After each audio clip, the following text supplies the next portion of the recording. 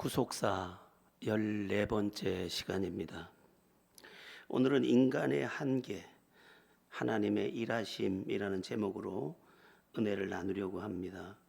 오늘은 출애굽기 1장과 2장을 배경으로 말씀을 나눌 것인데, 우리가 창세기에서 이미 보았던 것처럼 이스라엘 백성들은 요셉을 통해서 이집트로 내려가게 되었습니다. 출애굽기 1장에 나오는 대로 그 애굽 땅, 이집트 땅에 내려간 사람의 수가 70명이었는데 애굽에 있던 요셉의 가족들과 함께 이스라엘이라는 이름으로 이집트 땅에서 살게 되었습니다. 그렇게 세월은 흐르고 또 흘렀습니다. 요셉도 죽었고 요셉의 형제들도 죽었고 시간은 계속 흘렀는데, 놀랍게도 이스라엘 자손은 생육하고 번성하고 매우 강하고 온 땅에 가득하게 되었다. 그렇게 1장이 말씀합니다. 얼마나 번성했을까? 그 숫자를 민수기 1장 46절에서 연결해서 보면 200만 명 정도로 불어났습니다. 전쟁이 가능한 20세 이상의 남자를 60만 명으로 계산했을 때 근거한 숫자입니다. 하나님께서 일찍이 당신이 선택한 아브라함에게 세 가지 약속을 주었는데, 젖과 꿀이 흐르는 가나안 땅, 그리고 큰 민족, 복의 근원이 되는 것, 그 약속을 주셨는데 하나님께서 지금 큰 민족을 이루고 계신 그 장면입니다. 먼저 기억해 주시기 바랍니다. 하나님은 언약의 하나님이시며 그 언약을 지키시는 하나님이십니다. 그래서 우리는 하나님의 약속을 굳게 붙잡아야 되는데, 예수 믿는 사람에게 하나님이 주신 약속이 우리에게 절실한 모든 것들입니다. 죄사함, 구원, 함께하심, 인도하심, 지키심, 기도에 응답하심, 부활, 영원한 천국, 새하늘과 새 땅, 그 모든 것이 하나님의 언약 안에 있습니다. 우리가 이 사실을 굳게 붙잡고 있다면 우리의 삶은 반석 위에 있는 삶이 될 것입니다. 자, 그렇게 하나님의 약속대로 아브라함을 시작으로 이제 택한 백성 이스라엘은 하나님의 약속대로 큰 민족이 되었습니다. 문제는 요셉을 알지 못하는 새 왕이 이집트의 황제가 됐다라는 것입니다. 요셉을 알지 못하는 왕이라는 것은 단순한 왕의 교체를 의미하는 게 아닙니다. 새 왕조가 이제 들어서게 됐다는 것입니다. 이집트 역사를 보면 외국 세력이 이집트 황제의 자리를 차지하면서 그 집권했던 때가 있었습니다. 그러니까 요셉 시대의 히브리인들에게 호의적이었던 외국 세력의 그 왕조가 사라지고 토착 새 왕조가 들어서면서 히브리 민족을 외국 세력으로 인식하기 시작했다는 것입니다. 그러니까 지금 이란과 미국이 전쟁 중인데, 이란 내에 크루드족이 지금 1,000몇백만이 살고 있는데, 그들이 미국과 힘을 합해서 이란을 칠까봐 두려워하는 것처럼, 여기 이집트 땅에 살고 있는 이스라엘 백성들이 그 외국인들과 힘을 합해서 본토를 칠까봐 이들을 이제 경계하기 시작한 것입니다. 그러니까 히브리 민족을 위협으로 본 것인데, 그 내용이 출애굽기 1장 9절에서 10절에 나옵니다. 우리 출애굽기 1장 9절에서 10절을 읽어봅니다. 그가 그 백성에게 이르되 이 백성 이스라엘 자손이 우리보다 많고 강하도다. 자, 우리가 그들에게 대하여 지혜롭게 하자. 두렵건대 그들이 더 많이 되면 전쟁이 일어날 때 우리 대적과 합하여 우리와 싸우고 이 땅에서 나갈까 하노라 하고. 이스라엘의 번성함을 이집트 본토인들은 두려워했다는 것입니다. 그러므로 이 새로운 황제는 정책을 바꿉니다. 어떤 정책을 쓰느냐? 이스라엘에 이제 억압을 가하는 정책을 씁니다. 노동을 착취하고 또한 이들을 노예화합니다.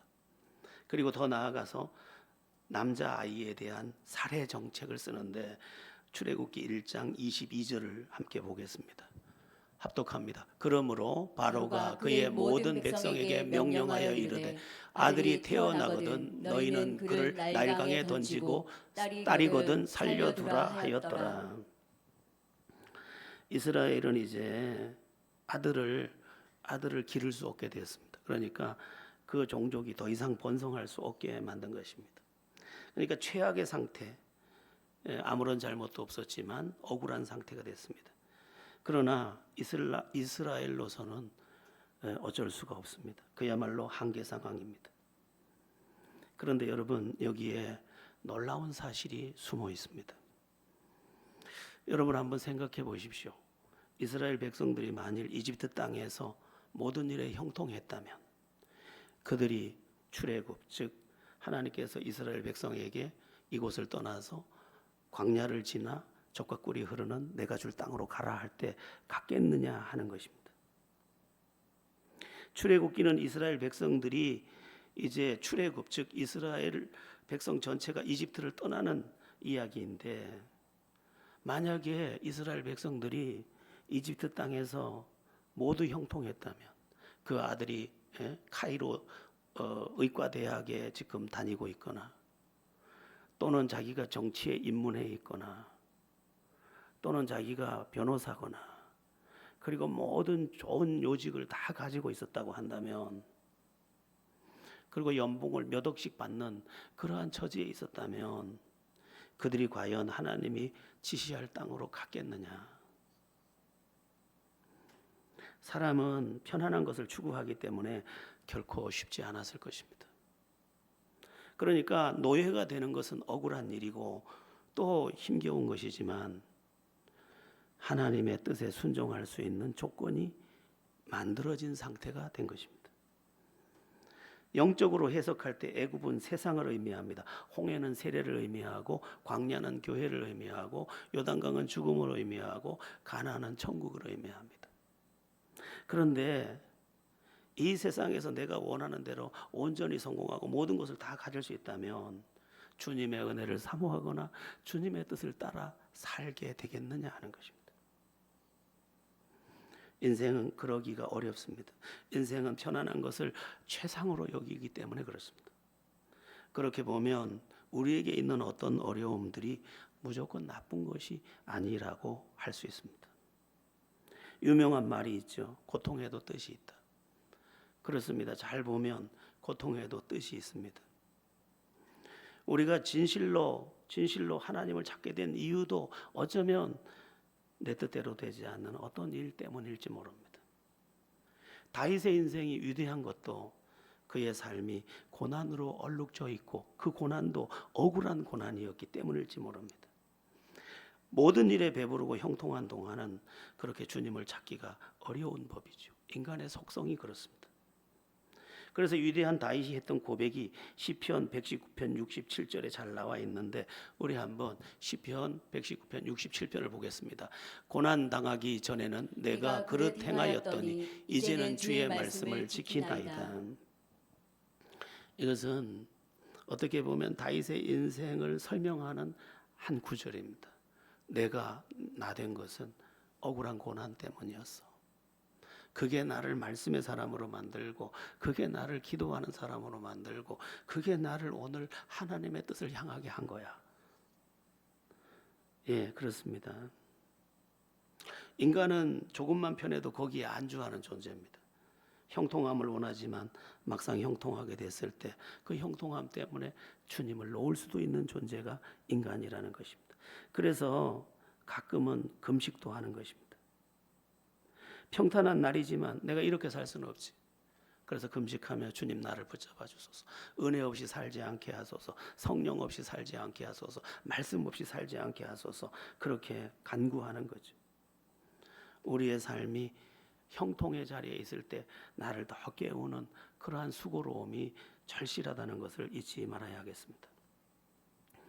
이제 출애굽기 2장으로 가볼 건데요. 먼저 1절에서 3절을 합독해 보겠습니다. 1절에서, 오늘 본문 1절에서 3절입니다. 레위 가족 중 한 사람에게 가서 레위 여자에게 장가 들어 그 여자가 임신하여 아들을 낳으니 그가 잘생긴 것을 보고 석 달 동안 그를 숨겼으나 더 숨길 수 없게 되매 그를 위하여 갈대 상자를 가져다가 역청과 나무진을 칠하고 아기를 거기 담아 나일 강가 갈대 사이에 두고. 레이 가족 중에 한 사람이 레이 여자에게 장가를 들었는데 그 여자가 임신하여 아들을 낳았다, 이렇게 되어 있습니다. 이집트 황제의 명령에 의하면 아들을 낳으면 무조건 나일강에 갖다 버려야 되는데 이걸 어떻게 합니까? 자식을 버린다는 것은 정말 이 인간의 그 가슴으로는 할 수가 없는 일이죠. 근데 그 아이를 버릴 수가 없어서 석 달 동안을 숨겨둡니다. 근데 그 석 달 동안 감춘 이유를 좀 이상하게 설명하고 있습니다. 2절을 다시 보시면 2절에 이렇게 나옵니다. 한번 읽어볼까요? 그 여자가 임신하여 아들을 낳으니 그가 잘생긴 것을 보고 석 달 동안 그를 숨겼으나. 잘생긴 것을 보고, 이게 굉장히 중요한 말씀입니다. 오해하면 안 됩니다. 못생겼으면 버렸을 텐데 이런 뜻이 아닙니다. 자기 자식이 못생긴 경우는 없습니다. 제가 살아보니까 자기 자식이 못난 것은 없습니다. 잘생긴 사람 옆에 세워놓으면 틀림없이 얼굴이 조금 부족해 보이긴 하지만 그래도 그는 못난 자식이 아닙니다, 나에게는. 그러니까 여기서 말하는 잘생긴 것을 보고는 다른 의미가 있는 것입니다. 무슨 의미가 있을까? 여기 잘생겼다는 히브리 원어는 토부라는 단어, 토부. 토부는 굉장히 중요한 단어입니다. 나중에 제가 행복 세미나를 열 때 굉장히 사용할 단어인데 하나님이 세상을 창조하실 때 사용한 단어입니다. 보시기에 좋았더라. 보시기에 좋았더라가 토부입니다. 토부.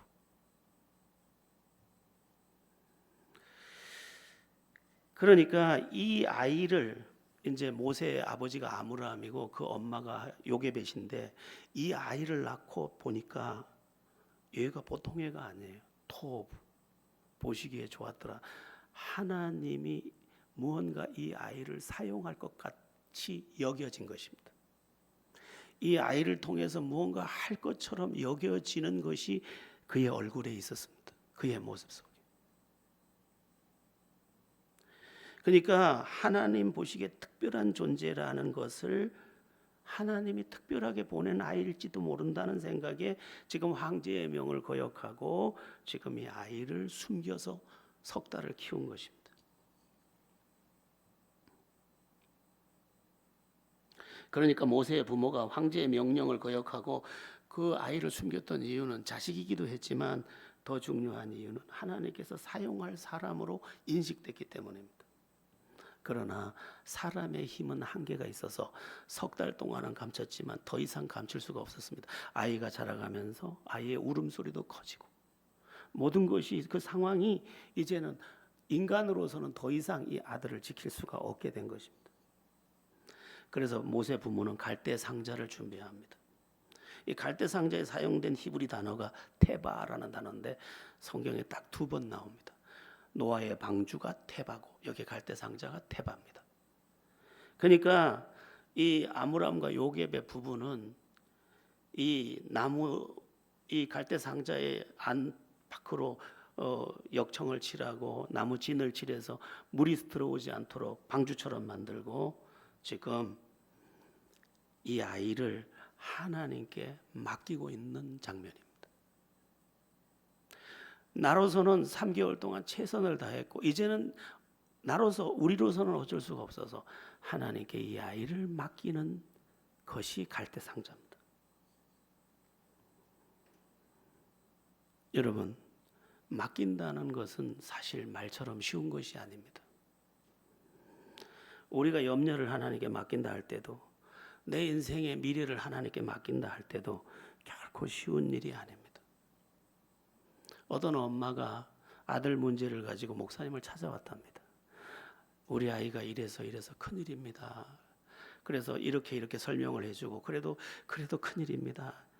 맡기세요.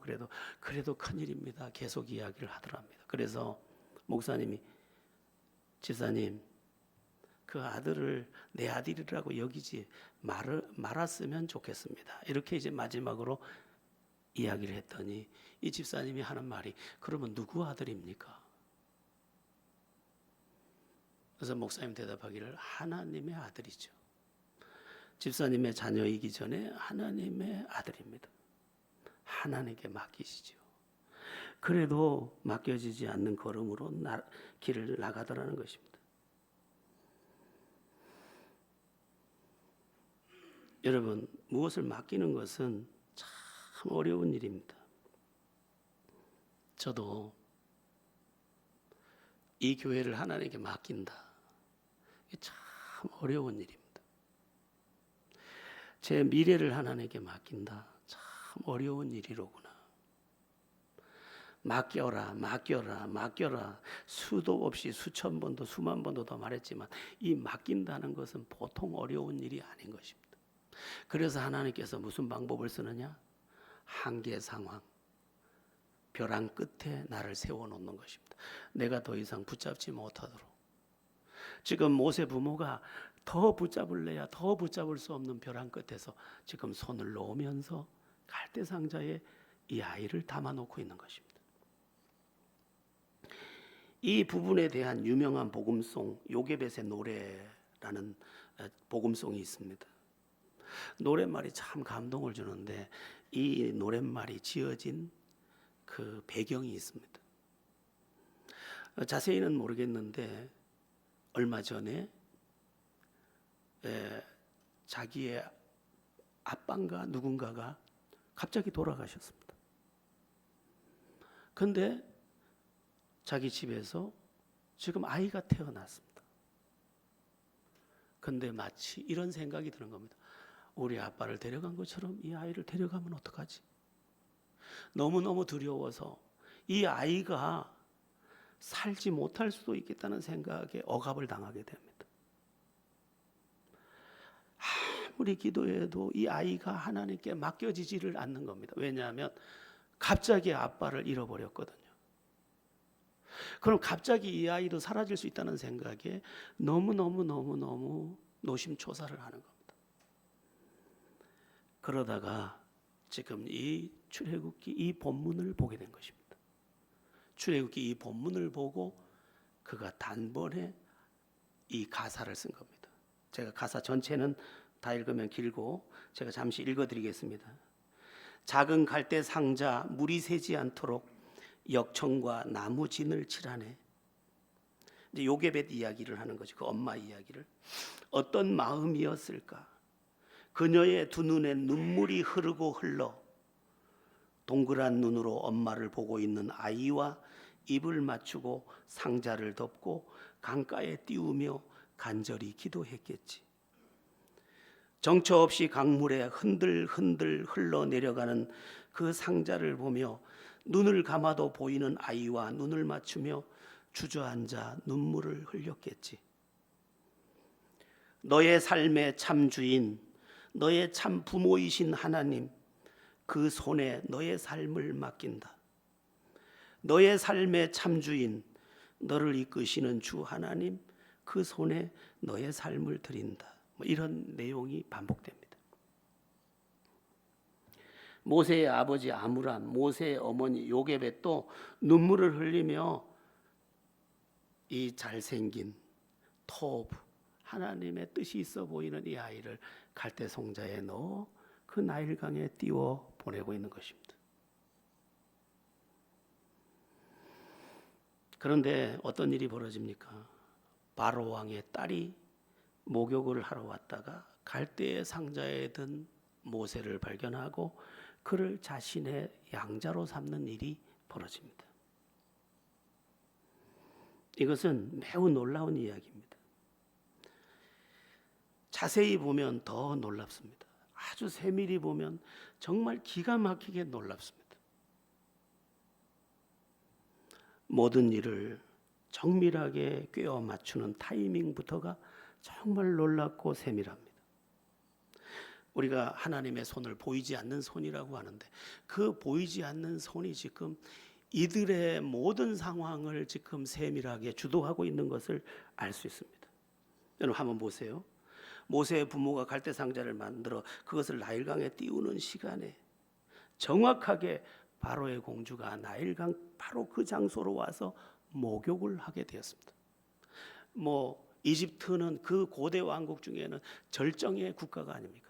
목욕할 곳이 없어서 강가에, 그것도 대낮에 시녀들과 함께 왜 나왔을까?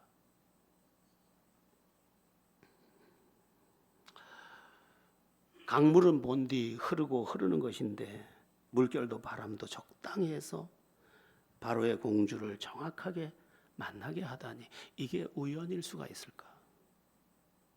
또 그 갈대 상자 뚜껑을 열었을 때 마침 그동안 잠잠하던 모세가 으앙 하고 울어서 바로의 공주, 그 공주의 마음을 움직여 이 아이를 불쌍히 여기게 했을까? 이집트 사람에게 히브리 사람은 부정한 대상인데 이 아이가 히브리 아이임을 알았음에도 불구하고 이 아이를 당장에 자기 양자로 삼고 싶은 마음을 그냥 품게 되었을까? 이집트 궁궐에 아이를 먹일 수많은 유모가 있는데 모세의 누이 미리암을 통해서 그 어머니를 불러오게 해서 그를 유모로 삼아 요게벳은 자기 자식을 돈을 받고 삭슬 받고 젖을 먹이는 기적을 이룰 수 있었을까? 우연이라고 말하기에는 너무 세밀한 하나님의 보이지 않는 손, 그리고 그 놀라운 섭리가 아닐 수 없습니다. 한치의 오차도 없이 역사를 이뤄가시는 하나님의 그 손길인 것이죠.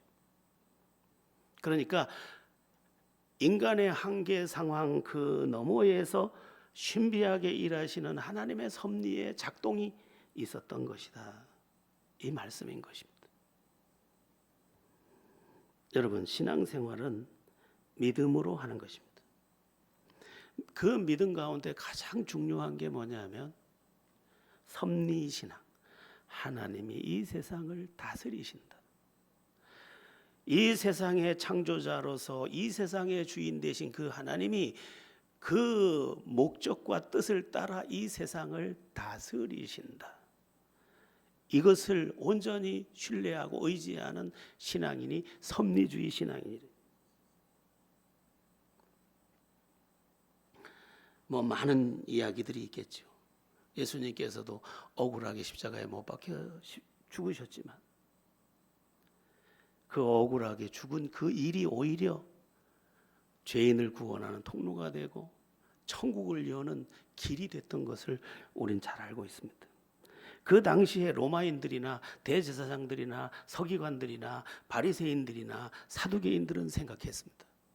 드디어 저 소요 분자, 가기만 하면 말썽을 일으키는 이제 사람들이 따르는 저 예수를 죽였다, 이제 모든 게 끝났다 생각했지만 천만의 말씀, 하나님의 뜻은 그들의 악을 사용해서 오히려 하나님의 나라를 열고 계셨습니다.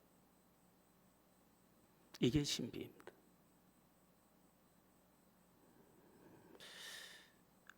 비교하면 안 되겠지만 한없이 부족한 저도 하나님의 신비한 일하심을 보면서 여기까지 왔습니다. 1996년 8월에 교회를 개척했는데 끄면 좋겠어요. 제가 개척할 마음을 갖고 개척한 것이 결코 아닙니다.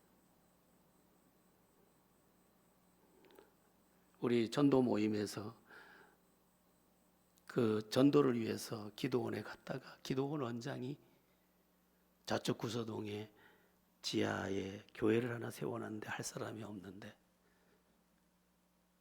전도사님이 하면 어떻겠습니까? 신비한 일이 있었습니다. 그 밤에 정말 너무너무 제 평생에 잊지 못할 신비함이 있었습니다. 제가 여러분 볼 때 잘생겼습니까? 그 기도원 원장이 밤새도록 저를 보고 있었습니다. 밤새도록. 그때는 기도원 마루에서 다 같이 잠을 잘 때인데 누군가가 나를 보는 것 같아서 눈을 뜨면 그 원장님이 저를 보고 내려다보고 있는 거예요. 원장님 왜 그러십니까? 아유 주무세요. 또 누가 나를 보는 것 같아서 보면 그분이 또 저를 뚫어져라 보고 있는 거예요. 원장님 왜 이러십니까? 주무세요. 또 자다 보니까 이분이 누가 또 보는 것 같아서 보니 그분이 또 그렇게 큰 눈으로 저를 끝없이 보고 있는 거예요. 그래서 원장님 왜 그러십니까? 했더니 새벽 기도 좀 인도해 주세요. 그래서 제가 새벽 기도를 준비도 없이 이제 인도했는데 아침 식사 시간에 저를 보고 하시는 말씀이 전도사님은 저랑 저희 집에서 식사를 하면 어떨까요? 그래서 따라 들어갔더니 그 이야기를 하시는 겁니다. 그 옆에는 다른 목사님이 한 분 계셨습니다.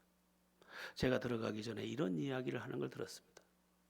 내가 밤새도록 봤는데 목사님 보시기에는 어때요?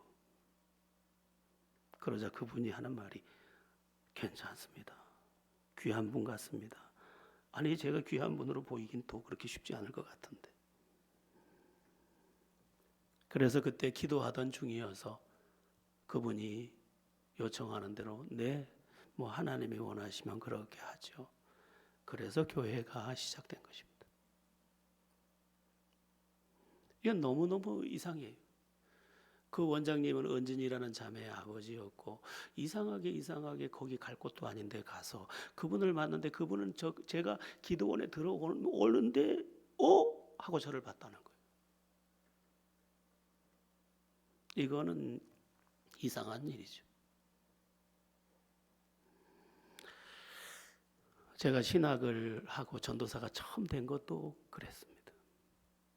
제가 볼 일이 있어서 수요 예배가 끝나고 수요일 날 볼일을 보고 오늘이 수요일이잖아. 여기 부산까지 왔으니까 내가 아는 곳은 없고 보이는 곳을 두리번거리다가 찾아 들어간 그곳이 저의 첫 전도사 사역지가 됐습니다.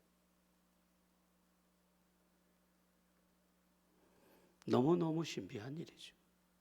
저는 제가 정리해야 될 문제를 정리하러 내려왔다가 그 길이 전도사가 되는 길이 됐고 나는 총신대가 있는지 뭐가 있는지 아무것도 모르는데 그분이 주섬주섬 다 하셔서 저를 이 신학의 자리에 있게 했습니다.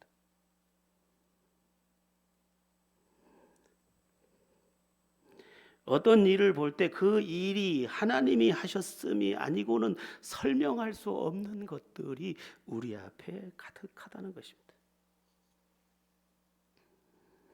그래서 요즘에 제가 묻고 있습니다. 교회를 두고 묻고 있고 제 사역을 두고 묻고 있고 하나님의 뜻을 두고 묻습니다. 하나님이 세우신 교회면 하나님이 책임지세요. 하나님이 세운 종이 맞으면 하나님이 책임지세요. 그리고 사용하세요. 제가 집사람을 붙들고 이런 이야기도 했습니다. 여보, 내가 참 나쁜 놈 같아. 우리 교인들 이렇게 있는데 시작할 때부터 와서 같이 동력하고 이렇게 했는데 만약에 말이야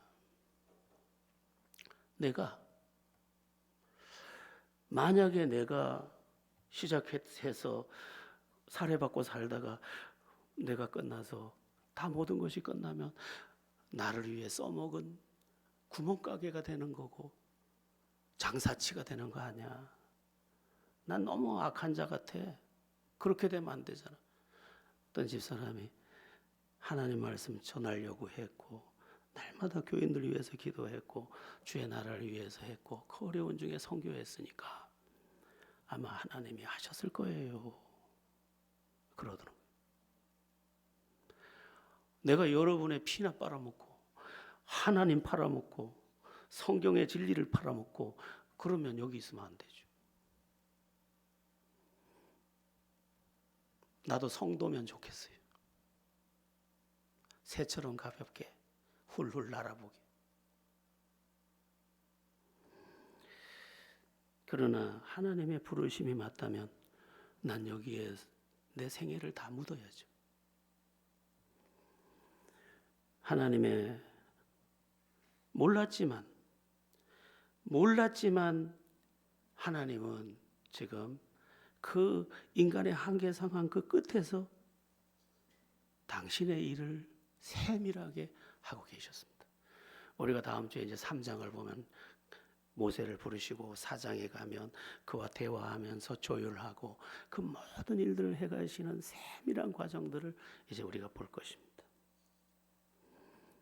여러분, 하나님이 다스리고 계십니다. 그래서 우리가 지금 할 일은 하나님이 뭘 원하십니까? 그리고 내 뜻이 아닌 하나님의 뜻에 나를 복종하겠다는 결심이 필요한 것이죠. 그래서 또 하나의 교회, 저는 교회를 처음 시작할 때 제일 두려웠던 게, 제일 질문했던 게, 하나님 이렇게 교회가 많은데 또 하나의 교회가 필요합니까? 라는 질문이었어요. 하나님이 며칠 만에 대답을 주셨어요. 교회는 많은데 내가 기뻐하는 교회는 지금 턱없이 부족하다는 거예요.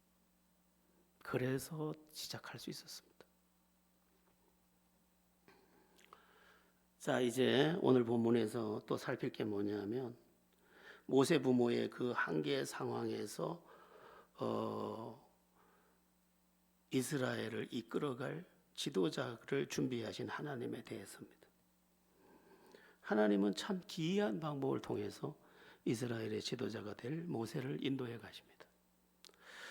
모세가 어려서 길러질 때는 유모로 들어온 자기 친엄마 요게벳을 통해서 이스라엘의 그 히브리인의 하나님에 대해서 들었고, 궁궐에서는 공주의 아들로서 이집트의 모든 학문을 이제 배우게 됩니다. 그게 어떤 결과를 가져오느냐? 이후 이집트를 물리치고 이스라엘을 인도해 가는 그 모든 지도력에 손색이 없는 길을 이어옵니다. 참 이상하죠.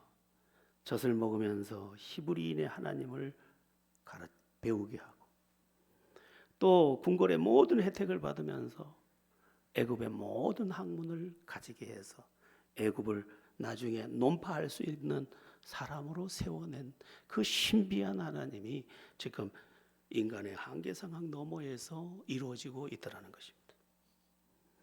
여러분, 하나님은 오늘을 건지시고 미래를 여십니다. 다르게 말하면 하나님은 오늘을 여시고 미래를 준비하십니다. 저도 잘 모르겠어요. 여러분, 제가 잘하고 싶지 않겠습니까? 그리고 진실한 목회자가 되고 싶지 않겠습니까?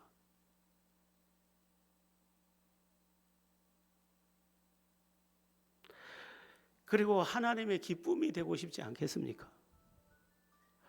내가 밥이나 얻어먹으러 여기 왔다면 이건 큰일 날 일이 아닙니까? 근데 잘 모르겠어요. 하나님께서 미래는 감춰두셨으니까 모르겠어요.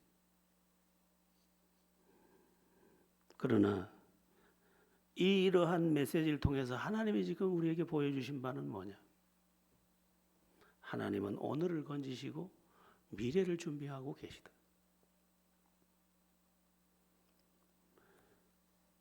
우리 모두가 하나님이 다스리시되 하나님이 그 열심으로 지금 모든 것을 행하고 계시다는 사실을 잊지 말아야 하겠습니다. 마지막으로 생각할 게 뭐냐면 공주가 지어준 이름 모세입니다. 이건 누가 지어준 이름이 아니에요.